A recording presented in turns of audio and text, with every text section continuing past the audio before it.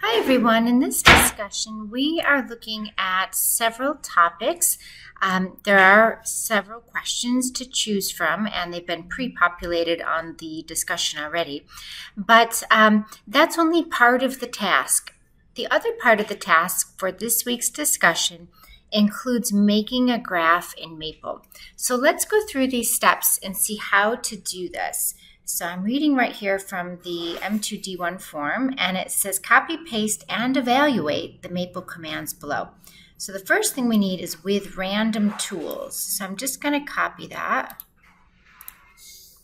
And I'm going to go over here to Maple, and I'm going to paste it. Now notice I am in math mode, and that is important. And I'm going to hit enter.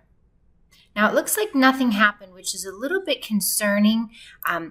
You can double check that the computer registered the command and actually did something behind the scenes by taking off the colon.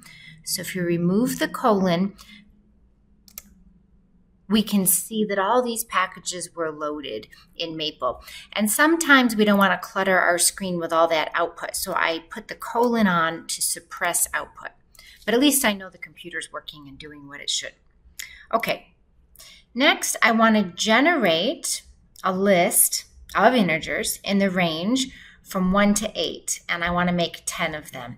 Now, each little parenthesis here is important, and if you miss one, the code won't work. So I'm back in Maple. I'm in math mode, paste, enter, and there are my list of numbers. So now using the list of numbers in the order that Maple generated, we want to complete the following tasks. So we want to draw an undirected graph in Maple. All right, so let's go over here. Now, first thing we need to do is define a graph. And for this, I'm going to need to call in the graph theory package. So I'm going to go with graph theory. And that's a lot of output. I'm going to suppress the output so it doesn't clutter up my workspace. And now I need to figure out how to tell Maple that I want to make a graph. So I'm going to go over here to the Help menu. And you can always look up stuff in Maple. So let's just look up graph. Now we're not looking for a graph like from pre-calculus. We are looking for graph theory type graphs. So these are graphs with vertices and edges, like a social network, who's friends with whom. Or maybe a subway map, the stations and then the lines connecting the different stations. How can you get around the city?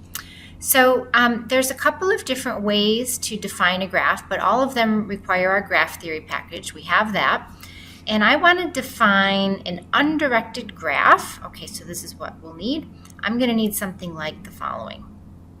So I'm just going to copy paste this code from the help area into my worksheet.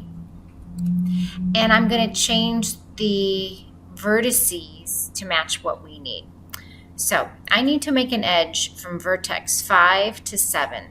So my first little ordered pair to define that edge is going to be 5 to 7. Next, I need a vertex 7 connected to 7. Well, that's kind of silly. A vertex is always connected to itself, so I'll ignore that pair. So next, we need an edge from 7 to 2. So let's put that in here, 7, 2. Notice the curly brackets. Notice the curly brackets inside curly brackets. All of those little pieces of notation are very important. And if you're missing one or something's not capitalized, the whole code will not work. So if you have any trouble with this, definitely post your non-working code to our discussion so we can take a look and maybe we can help you debug it if something's not working. All right, so let's keep going. Next thing we need is 2, 5. I'm just going to start copy pasting with a little bit more speed here so you don't fall asleep on me. The next little ordered pair is going to be 5, 8. The next ordered pair is going to be 8, 6. The next little ordered pair is going to be 6, 2. So each ordered pair is in a set of curly brackets. The next ordered pair is a 2, 3. And lastly, we need a 3, 4.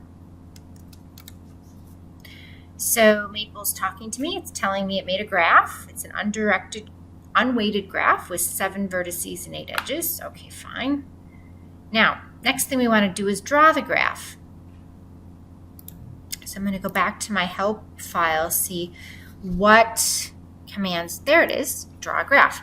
So this idea of going into the Maple help file is really a good skill, and it's a good skill whether you're working in Maple or you're out in the workforce and you have some new software your supervisor wants you to learn overnight.